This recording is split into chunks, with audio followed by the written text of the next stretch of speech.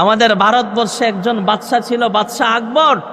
আকবরী খেলাফতের সময় সে একটা বাংলা তারিখ নির্ধারণ করে আরবি তারিখের সাথে মিলায়া, আরবি হিজরির সাথে মিলায়া বাংলা নববর্ষ চালু করছিল।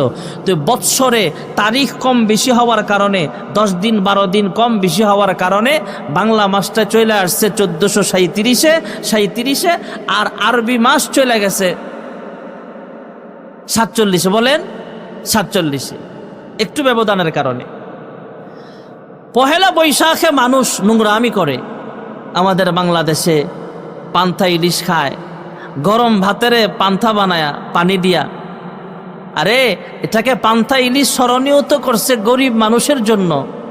যে মানুষ খাবার পায় না ওই মানুষকে আপনি খাবার তুলে দেওয়ার জন্য, ওটার জন্য মানুষ চালু করছে। কিন্তু মানুষ এটাকে এমনভাবে পালন করে, গরম ভাত, এই গরম ভাতটাও পানি দিয়া পান্থা ভাত বানায় তারপরে ইলিশ মাছ দিয়া খায়। এমন সিস্টেম পহেলা বৈশাখে আছে না নাই?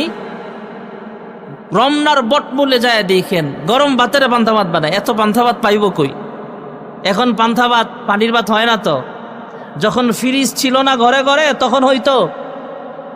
রাত্রে যখন আমরা খাবার খাইয়া শুয়ে যাইতাম তখন মায়ে কইতো ভাত অল্প কটা রইছে, একটু সকাল হইতে হইতে ভিজা যাইব, নরম হয়ে যেতে পারে, পানি দিয়া রাখতো। তো সকালবেলা কাঁচামরিচ দিয়া হোক, শুকনো মরিচ দিয়া হোক, অথবা ডালের বড়া দিয়া, অথবা পেঁয়াজ কাঁচামরিচ দিয়া, অথবা শুকনো মরিচ দিয়া, অথবা লাল ভর্তা দিয়া খা, আলাদা একটা মজা। এখন হয় না, এখন আমাদের অভ্যাস দুর্বল হয়ে গেছে, এখন অভ্যাস চেঞ্জ হয়ে গেছে। এখন ঘরে ঘরে ফ্রিজ, পান্থা ভাত নাই, হঠাৎ পান্থা ভাত খাইতে গেলে আবার ঠান্ডা লেগে যায়। অভ্যাস চেঞ্জ হয়ে গেছে। আমি একদিন হঠাৎ দেখা দেখি খাইতেছিলাম, খাইয়া আমার হঠাৎ ঠান্ডা লাগছে। এটার কারণে লাগছে তা না, এটা একটা হইতে পারে উজিলা। তো এই জন্যে পান্থা ভাত ছিল এক সময় ঘরা করা, যখন ফ্রিজ ছিল না, এত পান্থা ভাত পাইব কই?